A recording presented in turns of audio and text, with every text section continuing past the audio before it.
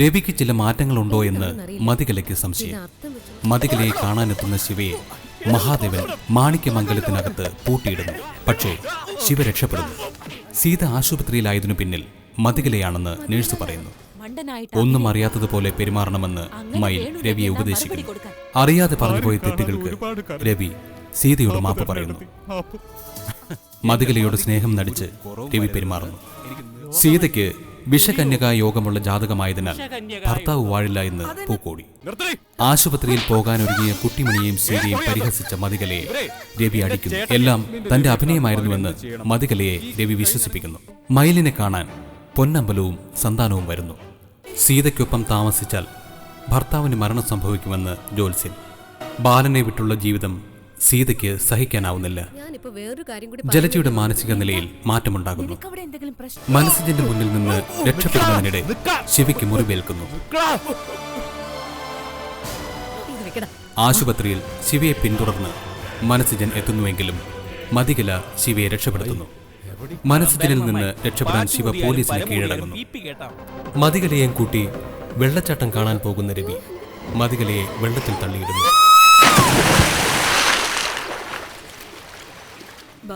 ബാലേട്ടനു വേണ്ടി തന്റെ എല്ലാ സന്തോഷവും ഉപേക്ഷിക്കാമെന്ന് സീത. ഞാൻ വെള്ളത്തിൽ വീണതും വെള്ളം കുടിച്ചതൊക്കെ നിങ്ങൾക്ക് ഓർമ്മയുണ്ടോ? പാറക്കെട്ടിൽ നിന്ന് താൻ എങ്ങനെ വെള്ളത്തിൽ വീണുവെന്ന് മതികലയ്ക്ക് സംശയം. എങ്ങനെയാ ഞാൻ പുഴയിൽ വീണത്? അതെനിക്ക് ഇപ്പോഴും മനസ്സിലായില്ല. ഞാനത് മനസ്സിലാക്കി മതി. എങ്ങനെ എങ്ങനെയത് പറഞ്ഞാ മതി, പേടിക്കരുത്. ഇല്ല, നിങ്ങൾ പറ. വെള്ളത്തിൽ വീണതിനേക്കാൾ വലിയ പേടിയൊന്നുള്ള കാര്യമൊന്നുമല്ലല്ലോ. ഞാൻ അതിനുശേഷം ആ ഭാഗത്ത് തിരക്കിയപ്പോഴാ അറിഞ്ഞത് പ്രേതബാധയുള്ള കടവായിരുന്നു അത്. പ്രേതബാധയോ? ആ, പണ്ടെങ്ങാണ്ട് അലക്കാൻ പോയൊരു സ്ത്രീയും 2 പിള്ളേരും മുങ്ങിച്ചത്ത കടവാണതെന്ന്. അവിടെ അസമയത്തൊന്നും ആരും പോയിരിക്കാറില്ല. ആ പാറക്കെട്ടിൽ ആര് കയറി നിന്നാലും ആ പിള്ളേർ വന്ന് തള്ളിയിടുന്നു. മോന്ത് കിട്ടിട്ട് തേപ്പ് വെച്ചിരും കേട്ടോ. ഞാൻ എന്നെ വിശ്വസിപ്പിക്കാനായിട്ട് ഓരോരോ കള്ളക്കഥയായിട്ട് വന്നിരിക്കുന്നു. സത്യമായിട്ട് അത് തന്നെയായിരുന്നു മതി. ഞാനേ അവിടെ തിരക്കിയപ്പോ ഒരുപാട് പേർക്ക് ഇങ്ങനെ അനുഭവം ഉണ്ടായിട്ടുണ്ട്. അതുകൊണ്ടല്ലേ ഞാൻ മതിയെ ചേർത്ത് പിടിച്ച് ടൈറ്റാനിക്കിന്റെ മുമ്പിൽ എന്നതുപോലെ നിന്നപ്പോ പിന്നിൽ നിന്ന് തള്ളിയതുപോലെ തോന്നിയത്. പിന്നെ ഞാൻ ചിന്തിച്ചപ്പോ ശരിയാ, എനിക്കും അത് ഫീൽ ചെയ്തു. എന്നെയും ആരോ പുറയുന്ന തള്ളി തന്നു. അപ്പോ ഞാൻ അറിയാതെ മതിയുടെ ദേഹത്തേക്ക് വന്ന് അമർന്നു. അപ്പൊ തന്റെ മതി വെള്ളത്തിലേക്ക് വീണുപോയി. എന്തായാലും ഭാഗ്യം, വെള്ളത്തിൽ നിന്ന് മാത്രമല്ല പ്രേതങ്ങളുടെ പിടിയിൽ നിന്നും കൂടിയാ രക്ഷപ്പെട്ടത്. അല്ല, ഒരു കാര്യം ചെയ്യും, എന്റെ പൊന്നി ഇവിടെ വിശ്രമിച്ചോ. ഞാൻ പോയി മതിക്ക് കഴിക്കാൻ എന്താ വേണ്ടെന്ന് വെച്ചാ വാങ്ങിച്ചോണ്ട് വരാം. നിങ്ങള് പുറത്തുനിന്നുള്ള ഫാസ്റ്റ് ഫുഡ് വാങ്ങുന്നത് അങ്ങ് നിർത്തിയേക്കും. പുറത്തുനിന്നുള്ള ഫുഡേ വോയിൽ വെക്കാൻ കൊള്ളില്ലെങ്കിൽ നിങ്ങൾ ഉടനെ ഹോട്ടലുകാരുടെ തലയിൽ പഴിചാരും. അത് വേണ്ട. നിങ്ങൾ ഇവിടെ എന്തെങ്കിലുമൊക്കെ ഉണ്ടാക്കും. നിങ്ങൾ പോയി ചപ്പാത്തി ഉണ്ടാക്ക്. ഒരു 10 ചപ്പാത്തി മതി. അതിന് 4-5 ചപ്പാത്തി അല്ലേ കഴിക്കത്തുള്ളൂ. ബാക്കി ഞാനേ എറിഞ്ഞു കളിച്ചോളാം. നിങ്ങൾ പോയി ചപ്പാത്തി ഉണ്ടാക്ക്. എന്താ അത്ര ബുദ്ധിമുട്ട്? എനിക്കെന്ത് ബുദ്ധിമുട്ട്? എന്റെ പൊന്നിന് വേണ്ടിട്ട് 10 അല്ല 100 ചപ്പാത്തി ഞാൻ ഉണ്ടാക്കും. 100 ചപ്പാത്തി ഉണ്ടാക്കിട്ടെ നിങ്ങൾ ഇവിടെ തോരണം തൂക്ക്. എനിക്ക് 10 എണ്ണം മതി. ഞാൻ ഇപ്പൊ ഉണ്ടാക്കാൻ തന്നെ. എന്നാ പോ, ഞാനൊന്ന് സ്വസ്ഥമായിട്ട് കിടക്കട്ടെ. മതി, ഞാൻ ഒരു കാര്യം കൂടി പറയട്ടെ. എന്റെ ദൈവമേ, നിങ്ങളൊന്ന് ഇറങ്ങിപ്പോ. എനിക്കൊരല്പം സ്വസ്ഥത. ഇതിലും ഭേദം മുങ്ങി ചാവുന്ന തന്നെയായിരുന്നു. നിനക്ക് ഞാൻ വച്ചിട്ടുണ്ടടി. ഇതിലും വലുത് നീ കാണാൻ പോകുന്നതേ ഉള്ളൂ.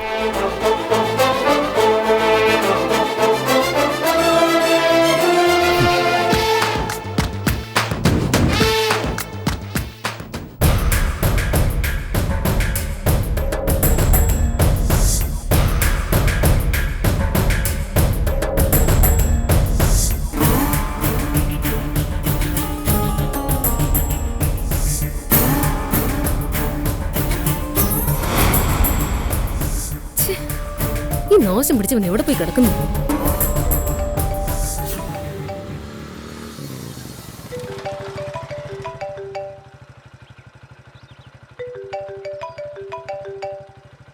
ഓ മതികല, ആ മതി പറ. നീ ഇത് എവിടെ പോയി കിടക്കുവായിരുന്നടാ? ഞാൻ വണ്ടി ഓടിക്കായിരുന്നു, അതാ ഫോണൊക്കെ താമസിച്ചേ.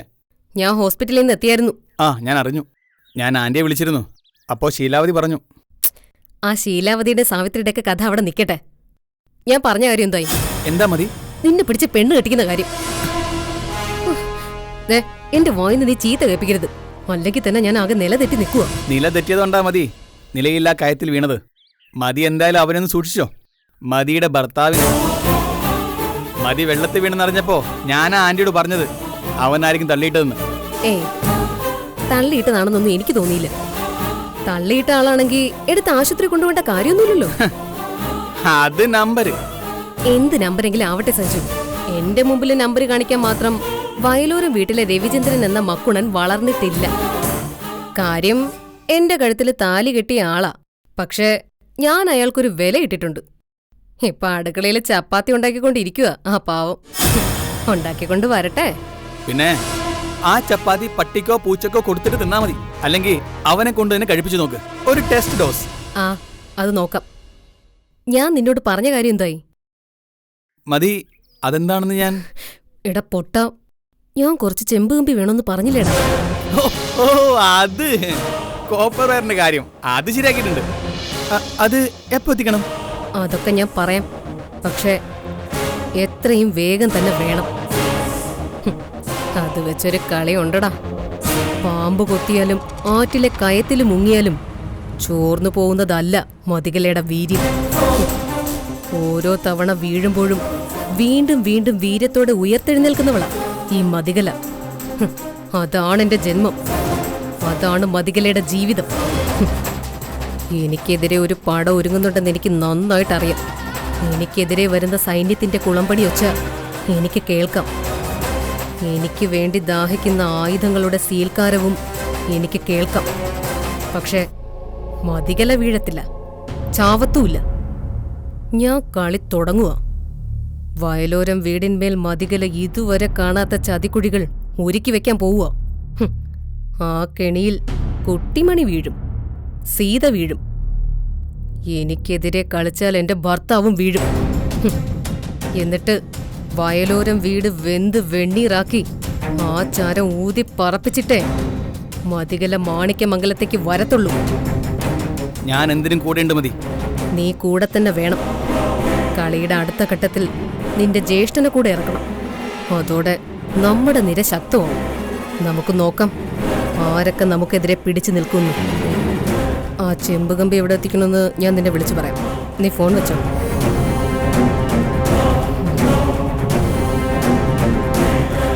വീഴത്തില്ല ഞാൻ, വീഴ്ത്താൻ ആരെയും സമ്മതിക്കത്തുമില്ല. അതാണ് ഞാൻ, മതികല.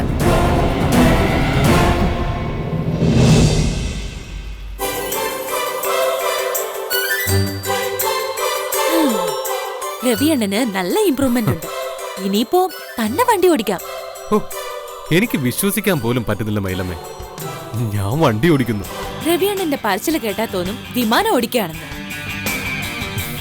എന്റെ രവിയണ്ണ, ഈ ലോകത്ത് ബുദ്ധിയുള്ള മനുഷ്യർക്ക് പഠിച്ചെടുക്കാൻ പറ്റാത്തതായിട്ട് ഒന്നുമില്ല.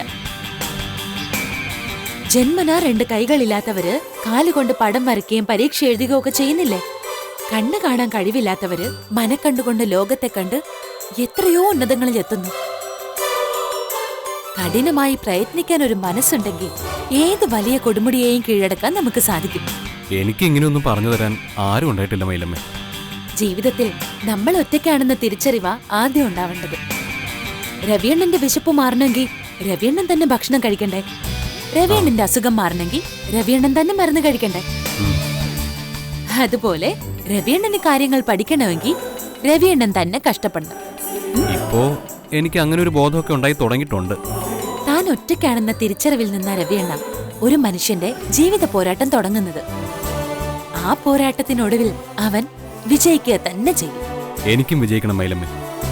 എന്നെ താഴ്ത്തി കെട്ടിയവരുടെ എല്ലാവരുടെയും മുന്നിൽ എനിക്ക് തല ഉയർത്തിപ്പിടിച്ച് നിൽക്കണം. നല്ലത്. ഈ ഒരു തോന്നല് വന്നു കഴിഞ്ഞാ രവിയണ്ണൻ വിജയിച്ചു തുടങ്ങി എന്നാണ് അർത്ഥം.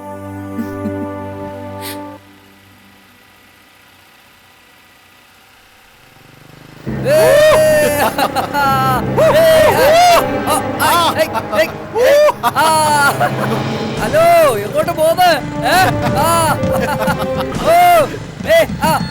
എങ്ങോട്ടാ? ഹലോ മൈലമ്മേ എന്താ ഇത് കളി വേറെയാ. മഹിമ- രവിയണ്ണൻ ടെൻഷൻ ആവണ്ട. എന്തേ എന്താടാ നീங்கெல்லாம் யாருடா? നിന്നെ അങ്ങ് എടുത്തോളാം ഞാൻ മുകളിൽ നിന്നുള്ള ഓർഡർ. ഞങ്ങളങ്ങ് എടുക്കുകയാണേ. എന്നാ പിന്നെ ആയിക്കോട്ടെ. അയ്യോ എന്നെ ഒന്നും ചെയ്യില്ലേ, ഞാനൊരു ഹാർട്ട് പേഷ്യന്റാ. നാടക്കേട്. ആണുങ്ങളെ പോലെ ചെന്ന് അടിച്ചൊതുക്ക് രവിയണ്ണ. അയ്യോ അയ്യോ അയ്യോ ഞങ്ങളൊന്നും ചെയ്യില്ലേ. അടിച്ചൊതുക്ക് രവിയണ്ണ. മൈലമ്മേ ഇവര് അയ്യോ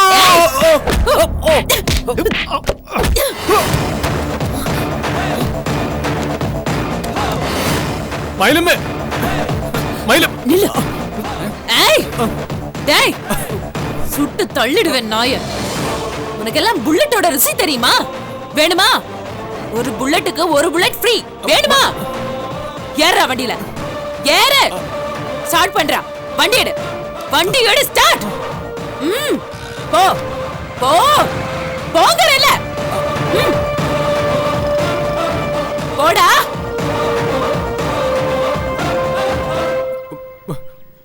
മൈലമ്മേ ഈ തോക്ക് എവിടുന്നാ? ஓ இதோ. இது வந்து போய். நான் வந்து പഴനിയിലെ ഉത്സവത്തിൽ വാങ്ങിച്ചതാ.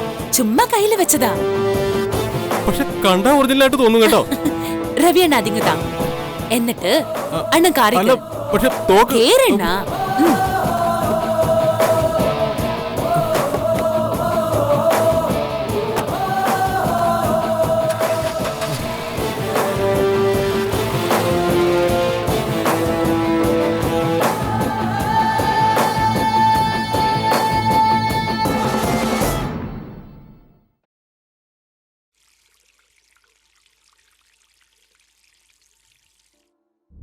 സീത ഇതെവിടെ പോയി?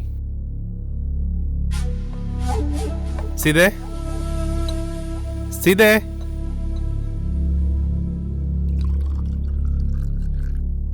സീതേ, സീതേ.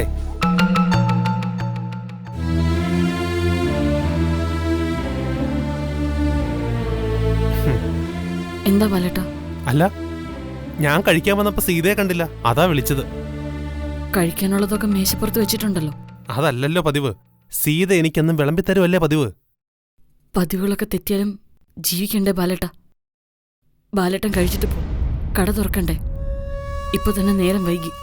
സീതയ്ക്ക് എന്ത് പറ്റി? എന്തേലും വയ്യായികയാണോ? എനിക്കൊരു വയ്യായികയില്ല.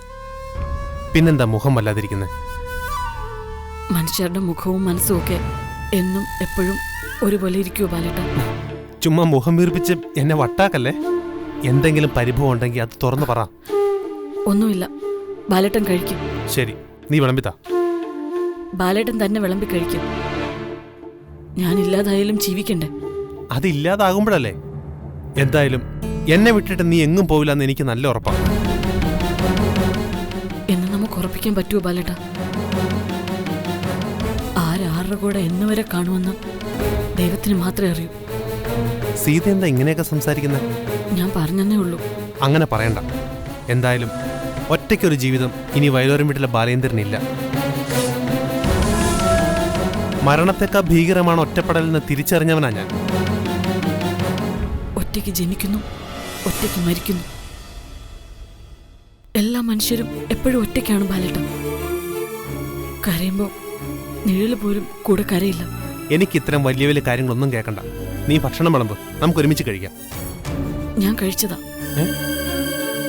ഞാൻ വരുന്നതിന് മുമ്പ് നീ നേരത്തെ കഴിച്ചോ? ഏയ് ചുമ്മാ.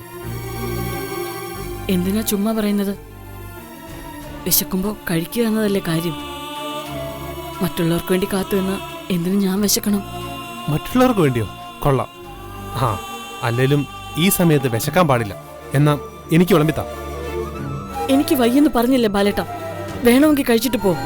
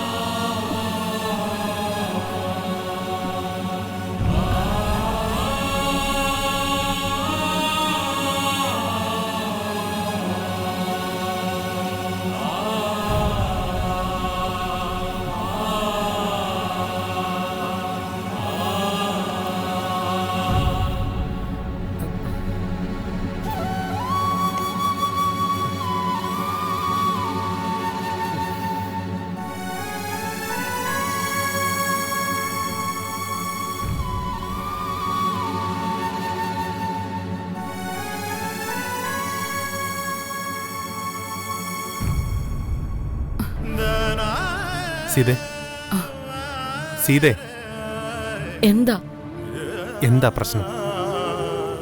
സീത ചോദിച്ചത് കേട്ടില്ലേ? എന്താ പ്രശ്നമെന്ന്? ഒന്നുമില്ലെന്ന് ഞാൻ പറഞ്ഞില്ലേ. നീ അങ്ങനെ പറഞ്ഞു ഒഴിയണ്ട. എന്നോട് എന്തെങ്കിലും വഴക്കുണ്ടോ നിനക്ക്? എനിക്ക് ആരോടും വഴക്കില്ല. എനിക്കിങ്ങനെ ചേമ്പിലപ്പുറത്തെ വെള്ളം പോലത്തെ മറുപടി വേണ്ട. എന്താ കാര്യമെന്ന് കൃത്യമായി പറയണം. എനിക്കൊന്നുമില്ലെന്ന് ഞാൻ പറഞ്ഞില്ലേ ബാലേട്ട. പിന്നെന്തിനാ നീ എൻ്റെ അടുത്ത് നിന്ന് എണീറ്റ് ഇവിടെ വന്ന് നിന്നത്? ഓ എന്തോന്നോ കാര്യം പറയ് സീതേ. ഒന്നുമില്ലെന്ന് പറഞ്ഞില്ലേ. ബാലേട്ടൻ കഴിച്ചിട്ട് പോ. എനിക്ക് വേണ്ട. വേണ്ടെങ്കിൽ കഴിക്കണ്ട. ഞാൻ ഇത്തിരി നേരം തനിയെ നിൽക്കട്ടെ. സീതേ, എനിക്ക് ഈ അകൽച്ച താങ്ങാൻ പറ്റുന്നില്ല. ദൈവത്തെ ഓർത്ത് നീ കാര്യം എന്താണെന്ന് പറ. ഞാൻ പറഞ്ഞില്ലേ ഒന്നുമില്ലെന്ന്. പണ്ട് നീ ഇങ്ങനെയായിരുന്നു. പറയാനുള്ള കാര്യങ്ങൾ എന്നോട് പറയാതെ ഒരു ദിവസം നിന്ന നിപ്പിലങ്ങ് കാണാതെ. എന്താ ഇനി എന്നെ ഇട്ടിട്ട് പോകാനുള്ള പദ്ധതി വല്ലതും ഉണ്ടോ? ഉണ്ടെങ്കിൽ പറയാം. ഹോ, എന്തായാലും മുടിഞ്ഞൊരു ജന്മമായിപ്പോ എന്റേത്. ഒരു ദിവസം പോലും ഇല്ല മനസമാധാനം.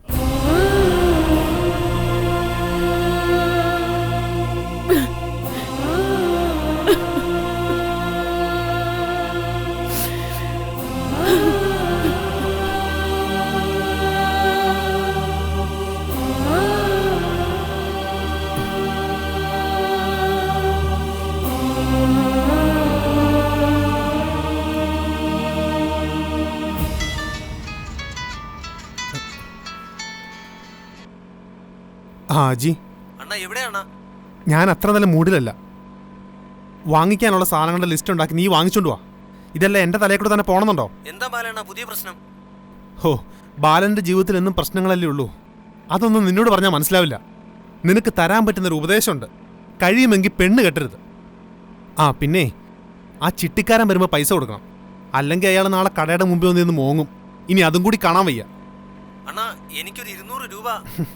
നെറ്റ് ചാർജ് ചെയ്യാനല്ലേ? എന്നിട്ട് നീ അതേ കുത്തി കളിച്ചോ. അതേലും നടക്കട്ടെ. ആ 200 രൂപ എടുത്തു. കണക്ക് കുറിച്ച് വെക്കണം. ഈയിടെ നിനക്ക് മൊബൈൽ കളി ഇത്തിരി കൂടുന്നുണ്ട് കേട്ടോ. ശരിയാണോ? ആ ശരി.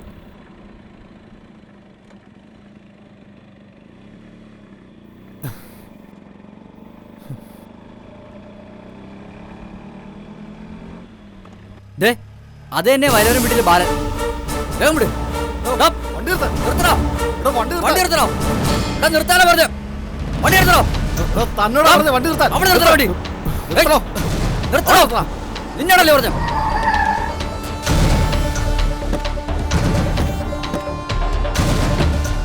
വയലോരം വീട്ടിലെ ബാലേന്ദ്രനല്ലേ? അത് ചോദിക്കാനാണോ വണ്ടി കൊണ്ട് പെട്ടെന്ന് നിർത്തിയത്? ചൂടാവാതെ ബാലേട്ടാ. ചില കാര്യങ്ങൾ ചോദിക്കാൻ ചില രീതി തന്നെ ചോദിക്കണം. പിന്നെ ഞങ്ങളുടെ രീതി ഇതാ. എന്റെ രീതി അതല്ല. ഞാൻ അങ്ങനെ ആരെയും നടുറോട്ടി വട്ടം പിടിച്ച് നിർത്തി സംസാരിക്കാറില്ല. ഇതേപോലെ വഴി തടയാറുമില്ല. ഞങ്ങൾ വഴി തടയാറുണ്ട്. ഞങ്ങൾക്ക് അതാണ് ഇഷ്ടം. എന്റെ വഴി തടയാൻ നിങ്ങളാരാ? എന്ത് ഇടപാടാണ് നമ്മൾ തമ്മിലുള്ളത്? നമ്മൾ തമ്മിൽ ഇടപാടൊന്നുമില്ല. പക്ഷേ ഇടപാടുള്ള വേറൊരാളുണ്ട്. അതാരാ? ഞാനുമായിട്ട് ഞാൻ അറിയാത്തൊരു ഇടപാടുകാരൻ. ഹേയ്, ധൃതി വെക്കാതെ. ആളിപ്പോ വരും. അപ്പോഴറിയാൻ നിങ്ങൾ തമ്മിൽ വല്ല ബന്ധമുണ്ടോ അതോ ഇല്ലയോ എന്ന്.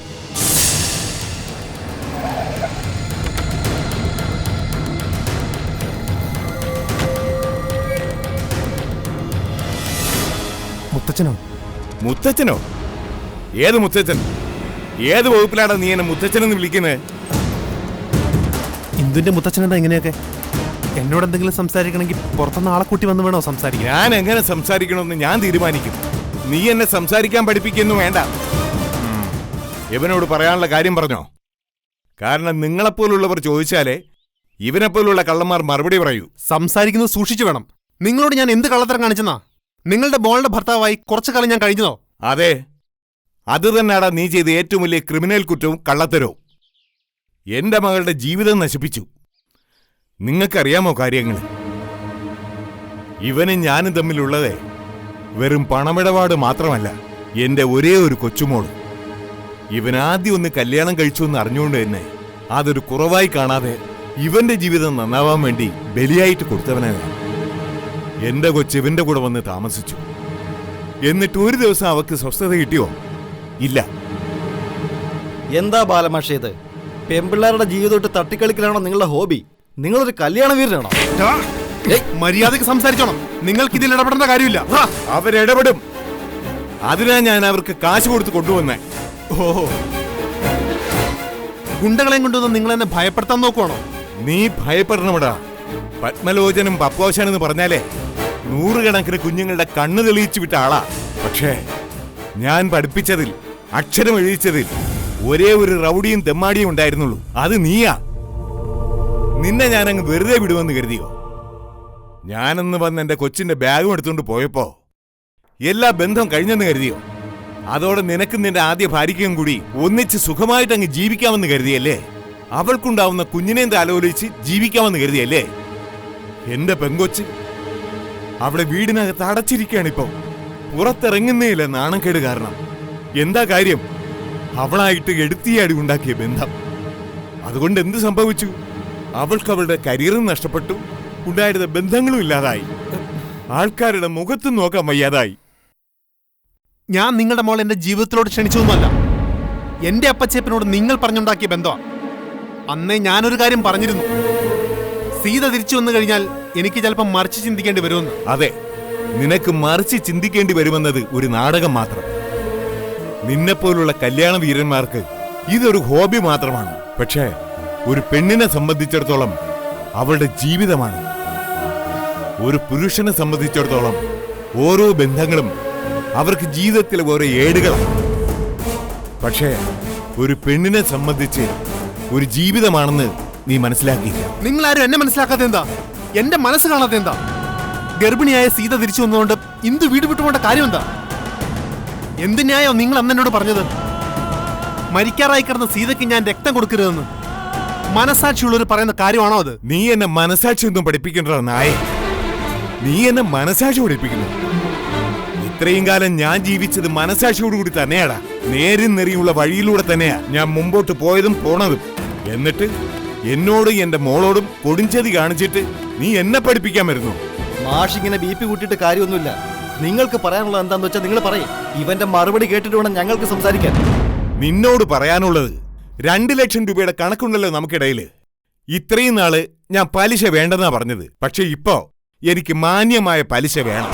കാരണം നിന്റെ നീ പൈസ വാങ്ങാനായിട്ട് ഞാൻ ഇവർക്ക് കൊടുത്ത പണം എനിക്ക് മുതലാവണ്ടേ? അതെ, 10 രൂപ പലിശയാണ് പുറത്ത്. പക്ഷേ ബാലമാഷ് പഴയ മരുമോനായതുകൊണ്ട് 10 രൂപ പലിശ വേണ്ട, ഒരു 7 രൂപ പലിശ. അതായത് 2 ലക്ഷം രൂപയ്ക്ക് മാസപ്പലിശ കൂട്ടിയിട്ട് അത് എത്രയാന്ന് വെച്ചാ അതങ്ങ് കൊടുത്തേക്ക്. കൊടുത്തില്ലെങ്കിലേ വിവരം അറിയും. നീക്ക് എന്ത് ചെയ്യും? പേടിപ്പിക്കണോ? അയ്യോ, അങ്ങനെയൊന്നും പറയല്ലേ. മാഷിനെ പോലുള്ള ഒരാളെ ഭയപ്പെടുത്തുമെന്ന് പറഞ്ഞു കഴിഞ്ഞാൽ ഞങ്ങൾക്കത് നാണക്കേടാ. അതും ഒരു പലചരക്ക് കടക്കാരനെ. ഞങ്ങൾ വലിയ വലിയ കൊട്ടേഷനുകൾ ഏറ്റെടുക്കുന്ന ആൾക്കാരാ സാറേ. ലക്ഷങ്ങളുടെ കൊട്ടേഷൻ. അതിനിടയ്ക്ക് ഇതുപോലൊരു ഞാഞ്ഞൂല് കേസ് ആദ്യമായിട്ടാ. ഈ പത്മലോചനൻ പപ്പു ആശാനോടും അയാളുടെ പാവപ്പെട്ട കൊച്ചുമോളോടുള്ള ഇഷ്ടം കൊണ്ടാ ഈ കേസ് ഏറ്റെടുത്തത്. കൂടുതൽ വർത്താനൊന്നും പറയാതെ മര്യാദയ്ക്ക് ആ പൈസയും കൊടുത്തേക്ക്. എത്ര ദിവസത്തിനകം പണം കൊടുക്കാൻ പറ്റും? എനിക്കൊന്ന് ആലോചിക്കണം. അതെന്താ, താൻ അച്ചടിക്കുന്ന നോട്ടില് മഷി ഉണങ്ങാൻ സമയമെടുക്കൂ? മഷി ഉണങ്ങും ഉണങ്ങാതിരിക്കും. എന്നെ വഴി തടഞ്ഞിങ്ങനെ കാശ് ചോദിച്ച സ്ഥിതിക്ക് അത് തിരിച്ചു തരുന്നതിനെ പറ്റി എനിക്കൊന്ന് ആലോചിക്കണം. കൊള്ള ദുഷ്ട നന്ദി കിട്ടവനെ, നീ പൈസ തരത്തില്ലെന്നാണോടാ പറയുന്നേ? ആശാനം കൊണ്ട് മാറ്. ബാലമോനെ, എടാ മറ്റേ മോനെ, കാശ് തന്നില്ലെങ്കിൽ ഈ 2 കൈയും ഞങ്ങളങ്ങ് എടുക്കും. കൈയില്ലാത്ത മാഷിനെ കാണാൻ ഭയങ്കര ബോറായിരിക്കും. മാത്രമല്ല കൈയില്ലാത്ത ഉടുപ്പ് ഇട്ടുകൊണ്ട് നടക്കേണ്ടിയും വരും.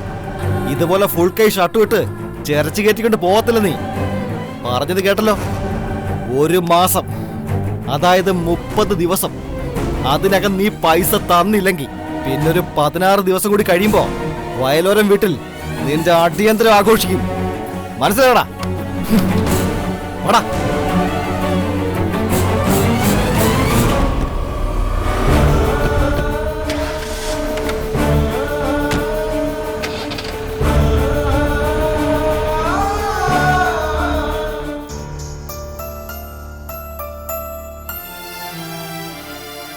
ഇത്രയേ ഉള്ളൂ മനുഷ്യന്റെ കാര്യം. എന്തൊക്കെ ആശകളും പ്രതീക്ഷകളും കൊണ്ട് നടക്കുന്നതാ. എത്രയൊക്കെ മത്സരങ്ങളും യുദ്ധങ്ങളും നടത്തുന്നതാ. എന്നിട്ട് ഒടുക്ക് എന്തായി? ഒരു മൺചിരാകിന്റെ നാളം. ആ നാളെ ഞാൻ മരിച്ചാലും നീ മരിച്ചാലും ഇത് തന്നെ സ്ഥിതി. രാവിലെ ചാവുന്ന കാര്യം പറഞ്ഞ് എന്നെ പേടിപ്പിക്കരുത് കേട്ടല്ലോ. നിങ്ങൾ ചാവുന്നെങ്കിൽ ചത്തോ, പക്ഷെ എനിക്ക് കുറെ കാലം കൂടെ ജീവിക്കണം. ഓ, ജീവിക്കാനുള്ളൊരു കൊതി. എടീ, നമ്മൾ ഇല്ലാത്തപ്പോഴും ഈ ലോകം ഉണ്ടായിരുന്നു. ഇനി നമ്മൾ ഇല്ലാതായാലും ലോകം അതിന്റെ വഴിക്ക് പോകും. മനുഷ്യൻ സ്വിച്ച് ഇട്ടിട്ടൊന്നും അല്ലല്ലോ ഭൂമി കറങ്ങുന്നതും സൂര്യനും ചന്ദ്രനും ഒക്കെ ഉദിക്കുന്നതും. ഓ, വലിയ വർത്താനം. ഭൂമി ഓടുകയോ കറങ്ങുകയോ എന്തെങ്കിലും ചെയ്തോട്ടെ, പക്ഷെ എനിക്ക് ജീവിക്കണം. ആ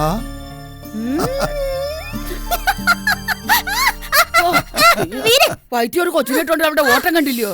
പെണ്ണെ അടങ്ങിയില്ല പെണ്ണെ. ഞാനേ വിമാനം കളിച്ചു. വിമാനം എന്ന് വെച്ചാല് പൊടിക്കൊച്ചല്ലയോ? അവള് കൊച്ചല്ലേടി. പിന്നെ കൊച്ച് ഒരു കൊച്ചിന്റെ തള്ളയാവാറായി.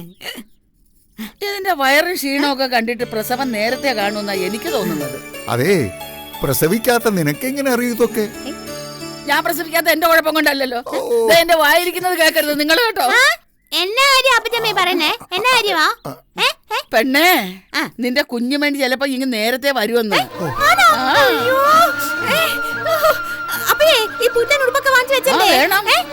ആദ്യം കുഞ്ഞു വരട്ടെ, അത് കഴിഞ്ഞ മതി പുത്തനുടുപ്പൊക്കെ. കുഞ്ഞോനെ, നീ പെട്ടെന്ന് വരുവാണ്. അമ്മച്ചേ കാണാൻ കൊടിയായിരിക്കല്ലേ പെണ്ണേ.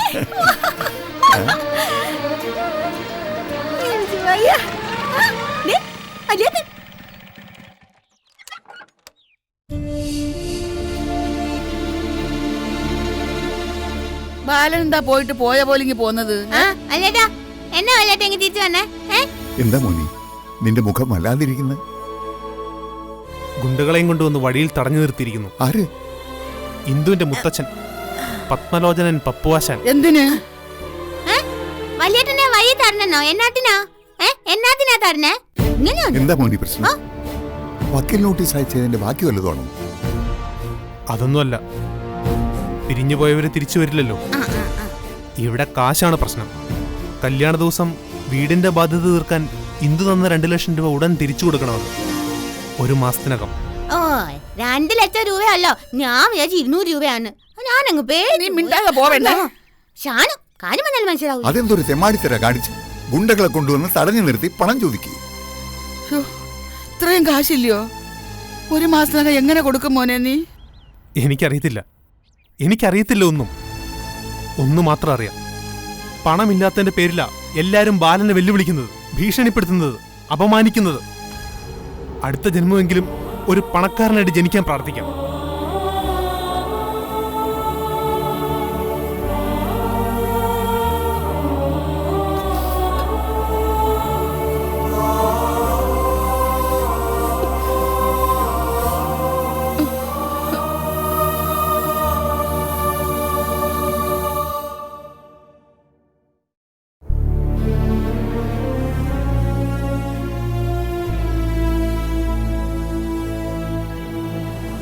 ബാലേട്ടാ, എന്താ?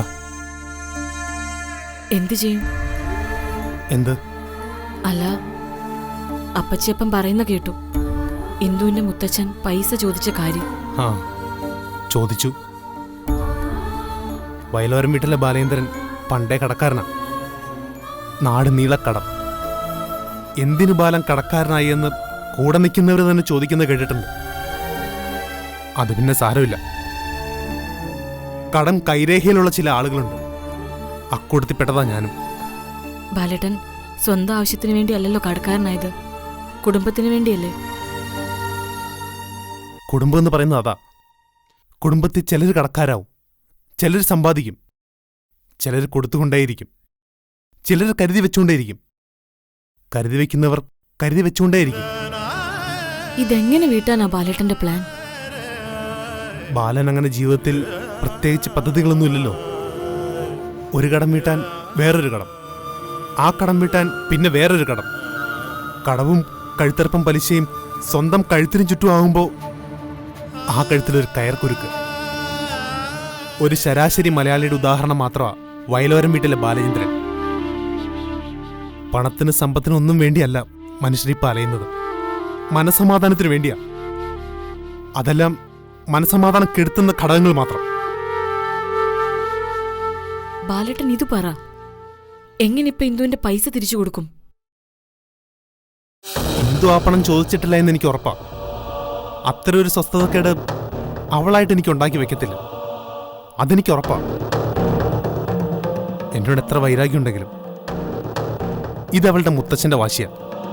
എന്നാലും കൊടുത്തല്ലേ പറ്റൂ. ആ, ഞാൻ എങ്ങനെയെങ്കിലും കൊടുത്തോളാം.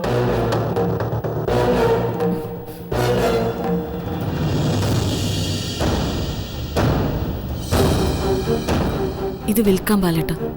എത്ര കിട്ടിയാലും അത്രയായില്ലേ? സ്വർണം തന്ന് ഭർത്താവിനെ സഹായിക്കണവളാകണമെന്നില്ല ഭാര്യ. പകരം ക്ഷീണിച്ചലഞ്ഞുള്ളു നീറി വരുന്ന ഭർത്താവിന് മനസ്സ് നിറഞ്ഞൊരു ചിരി സമ്മാനിക്കുന്നവളാവണം ഭാര്യ. നീ ഉൾപ്പെടെയുള്ള സ്ത്രീകൾ അത് ഓർത്തു വയ്ക്കുന്നത് നല്ലതാ.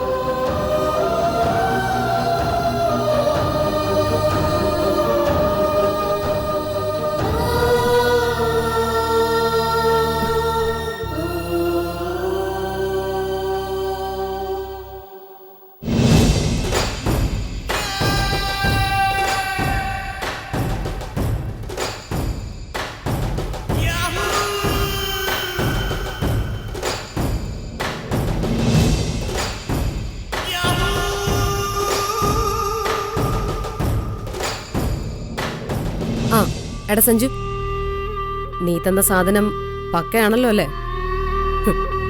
ഞാൻ അത് വെച്ച് പണി തുടങ്ങാൻ പോവാടാ മോനെ. പക്കയാ മതി, പക്ഷേ സൂക്ഷിച്ചു വേണേ. നീ പോടാ അവിടുന്ന്. എന്ന് വെച്ചാ മതികല ആദ്യമായിട്ടല്ലേ പണിയുന്നതും പണി കൊടുക്കുന്നതും ഒക്കെ. പൊന്നു മോനെ, മതി. ബോർഡിംഗ് സ്കൂളോട്ട് തുടങ്ങിയതാ മതികലയുടെ ഇത്തരം ആക്ടിവിറ്റീസ്. അവിടം തൊട്ടേ ചെമ്പ് കമ്പിയും ആസിഡ് ബൾബും ഒക്കെ ഉണ്ടായിരുന്നു. മതി, പക്ഷേ ഇത് പിടിക്കപ്പെട്ട വലിയ പ്രശ്നവും ജീവപര്യന്തം തടവ് പോലും കിട്ടും. ആ, കിട്ടുന്ന തടവൊക്കെ ഞാൻ മേടിച്ചോളാം. നീ എന്തിനാടാ പേടിത്തോണ്ടാ ഒരു ഡിവൈഎസ്പിയുടെ മോനാണെന്ന് പറഞ്ഞ് നടക്കുന്നേ? നിന്റെ ചേട്ടന്റെ ധൈര്യത്തിന്റെ 1000-ൽ 1 അംശം പോലും ഇല്ലല്ലോടാ നിനക്ക്. മതി, ധൈര്യം ഇല്ലാഞ്ഞിട്ടല്ല, കാര്യത്തിന്റെ വരും വരായികൾ ഞാൻ മതിയെ പറഞ്ഞ് ബോധ്യപ്പെടുത്തുന്നേ ഉള്ളൂ. നീ എന്നെ ഉപദേശിക്കല്ലേ സഞ്ജു? ഉപദേശം മാത്രം എനിക്ക് ഇഷ്ടമല്ല, എനിക്ക് ഭ്രാന്ത് കേറും. നീ വെക്ക്. അല്ല മതി, വെക്കടാ ഫോൺ. എന്നെ ഉപദേശിക്കാൻ വന്നേക്കുന്നു, അതും അവൻ.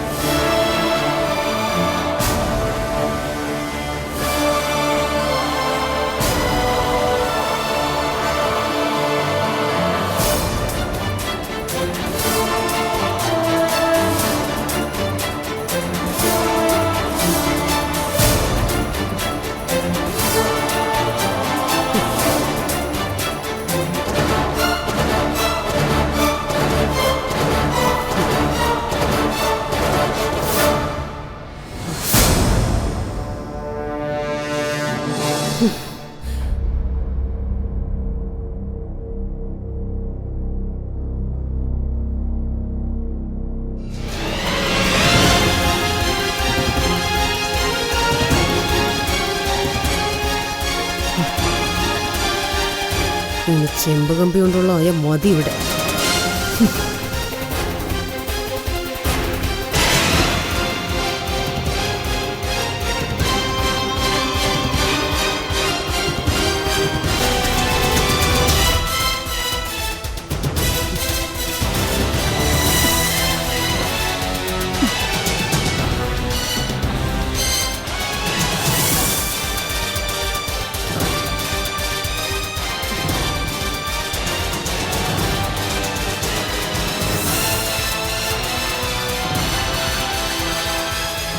ഇനി സ്വിച്ചിട്ട ചെമ്പ് കമ്പിയിൽ കറണ്ട്, അതിന് മുകളിൽ നനഞ്ഞ തുണിയിട്ട ഇടുന്നവർക്ക് മരണം.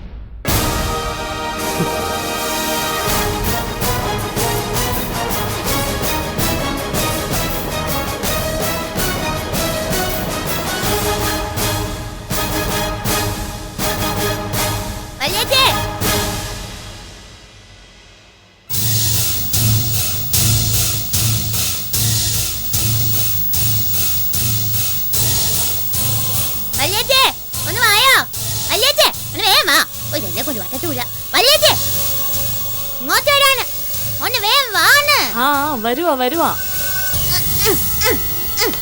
എന്റെ കുട്ടിമണി, അതൊന്ന് മണ്ണിലിട്ട് ഉരുട്ടല്ലേ, കഷ്ടപ്പെട്ട് അലക്കിക്കൊണ്ട് വന്നതാ. ഇങ്ങോട്ട് താ. എല്ലാരും പോലെ കുറ്റം പറയല്ലോ കേട്ടോ.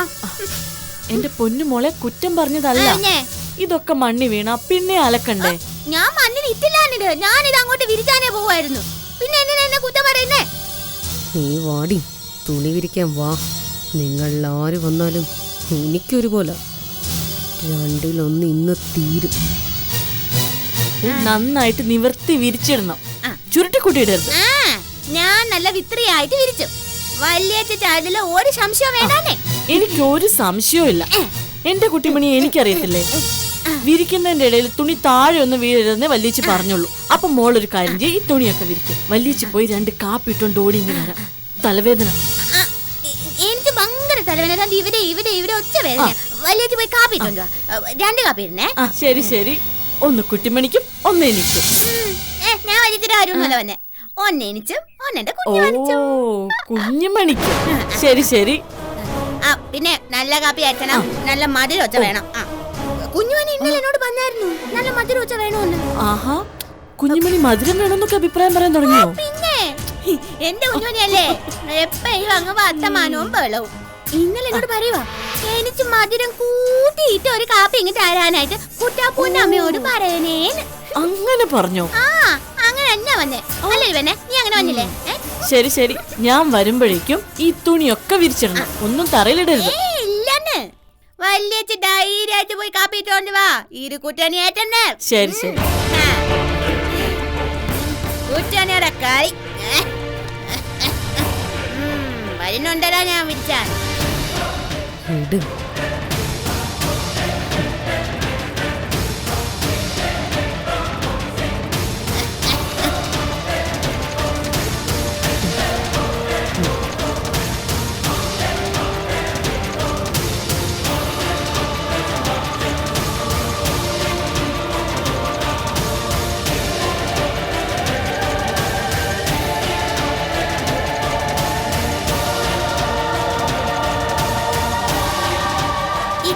ശാരി എന്നെ ആദ്യം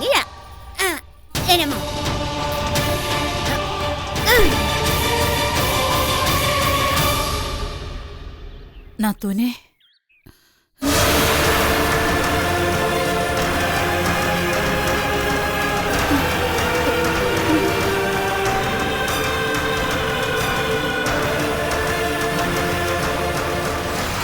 ശാരദ അവിടെ വന്ന് നിൽക്കുവാണോ ഈ പകല്? കേറി വാ ശാരദ. നാത്തൂനെ, നമ്മുടെ കൊച്ചിനെ അവള് കൊല്ലും, മതികൊല കൊല്ലും.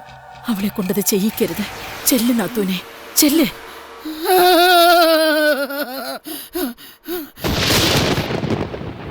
എവിടെ അവളെവിടെ?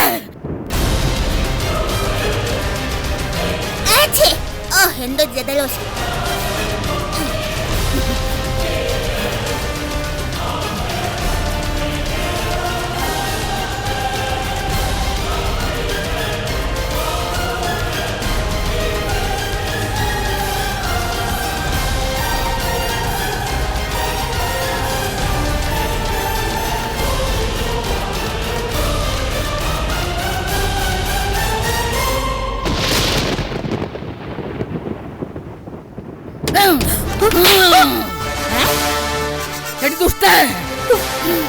നിങ്ങളിപ്പോ എന്തിനാ എന്നെ അടിച്ചത്?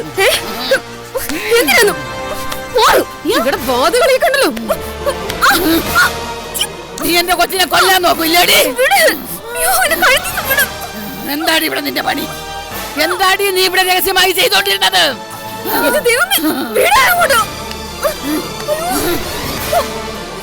അപ്പച്ചമ്മേ, എന്ത് പറ്റി അപ്പച്ചമ്മേ? മോളെ, ഞാൻ ശാരദയാ, ശാരദ. ഇവൾ എന്റെ കുട്ടിമണിയെയും നിന്നെയും കൊല്ലാൻ എന്തോ തന്ത്രം ചെയ്തു. നോക്ക്, ഇത് നോക്ക്, കാണ്, ഇത് കാണ്.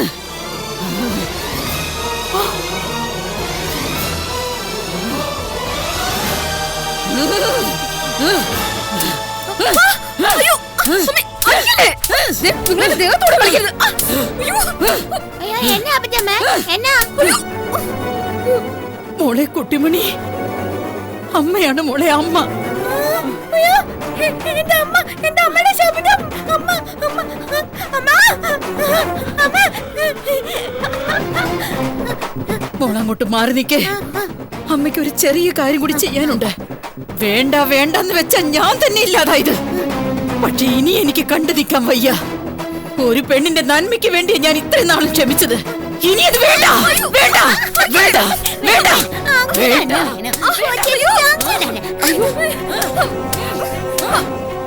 അപ്പച്ചി, എടി എടി, നീ ചെമ്പ് കമ്പി കൊണ്ട് അയകെട്ടിരിക്കാണല്ലേടി? നിന്റെ ഉദ്ദേശം എന്താണെന്ന് എനിക്ക് മനസ്സിലായിടി, ശരിക്കും മനസ്സിലായി. മതികളെ, നിന്റെ കർണ അടിച്ച് പൊളിക്കടി വേണ്ടത്. ഒരു ചെമ്പ് കമ്പി ഇവിടെ കൊണ്ട് കെട്ടിയിട്ട് അതിനകത്തോട്ട് കറണ്ട് കെട്ടിയിട്ട് അതിൽ തുണി വിരിക്കുമ്പോ കുട്ടിമണിയോ ഞാനോ ഷോക്ക് അടിച്ച് ചാവണോ അല്ലേ? ഇത്രയ്ക്ക് നീചായി പോയല്ലോടി നീ. ഞാൻ ചെയ്യാത്ത കാര്യം എന്റെ തലയിൽ വെക്കരുത്. ഇതെങ്ങനെ വന്നു എന്ന് എനിക്കറിയത്തില്ല. കള്ളം പറയുന്നു അസത്തെ, കള്ളം പറയുന്നു. നിനക്കറിയത്തില്ല. പിന്നെ എങ്ങനെയാണ് ഈ കമ്പിയുടെ അറ്റം കറണ്ടി കൊടുത്തേക്കുന്നത്? എനിക്കറിയത്തില്ല. അറിയത്തില്ലേ? അറിയത്തില്ലേ?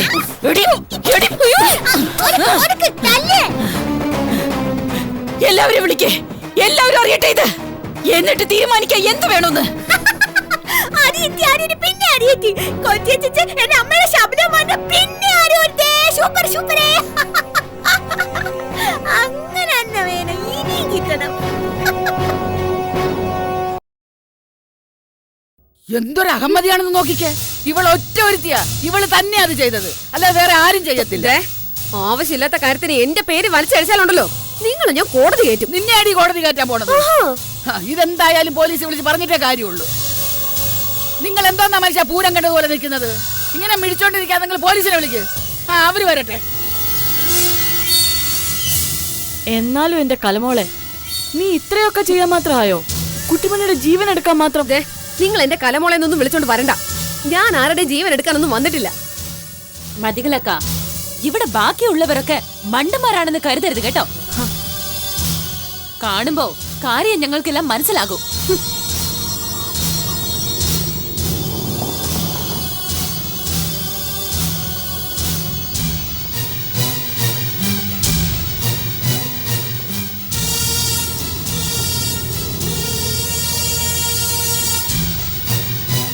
എന്താ പച്ചമ്മേ, എന്താ പ്രശ്നം? കുട്ടിമണിക്ക് എന്തെങ്കിലും പറ്റിയോ? കുട്ടിമണിക്ക് പറ്റിയാനെ അപ്പോഴേക്ക് ശാരദ എന്റെ ദേഹത്ത് കയറി അടിച്ചിറക്കിയില്ലേ ഈ കള്ളിയെ. അതുകൊണ്ട് കുട്ടിമണി രക്ഷപ്പെട്ടു. സീതർത്തി എന്താ സംഭവിച്ചത്? മുറ്റത്ത് കെട്ടിയിരുന്ന അയ ആരോ അഴിച്ചു മാറ്റിയിട്ട് പകരം ചെമ്പകമ്പി കൊണ്ട് അയ കെട്ടിയിട്ട് അകത്തേക്ക് കറണ്ടിന്റെ കണക്ഷൻ കൊടുത്തിരിക്കുന്നു. നനഞ്ഞ തുണി കൊണ്ട് അതിലിട്ട ആ സെക്കൻഡിൽ ആള് ഷോക്ക് അടിച്ച് വീഴും. ഇതാരാ ചെയ്തേന്ന് ഇവിടെ എല്ലാവർക്കും അറിയാം. എന്നെ ഉദ്ദേശിച്ചാണ് നീ പറഞ്ഞതെങ്കിൽ എനിക്കറിയത്തില്ല. എനിക്കതിന്റെ ആവശ്യവും ഇല്ല. അല്ലെങ്കിൽ നിങ്ങൾ തെളിയിക്ക്. തെളിയിക്കാനൊന്നുമില്ല. കൈ ഉയർത്തി ഒരു ഒറ്റ അടി അടിച്ചിട്ടുണ്ടല്ലോ, നിന്റെ പല്ല് മുഴുവൻ താഴെ കിടക്കും. നീ തുള്ളിക്കൊണ്ട് സത്യം പറയുകയും ചെയ്യും. കാണോടി. ആഹാ, നീ എന്നെ അടിക്കോ? എന്നാ ഒന്ന് കാണട്ടെ. അടിക്കടാ. ഇവിടെ ഓടിക്കാൻ. മനുഷ്യനെ തൊടുന്നേ.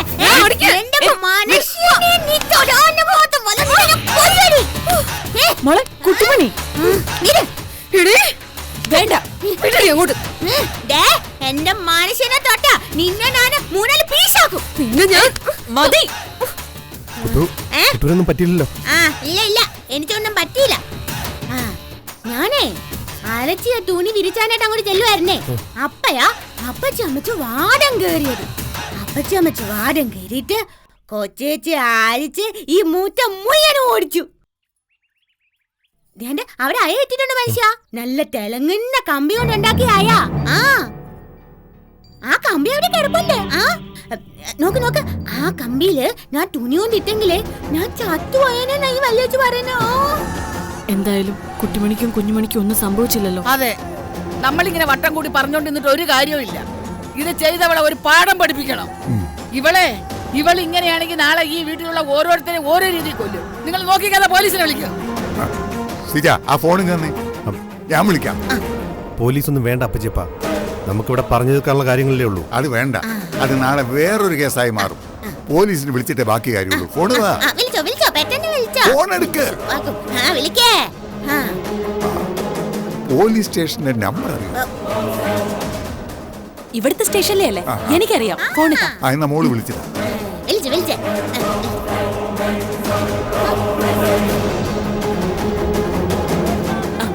போது பெரியப்பா இந்தா. சமாளிக்கு சமாளிக்கு. Hello police സ്റ്റേഷനല്ലേ?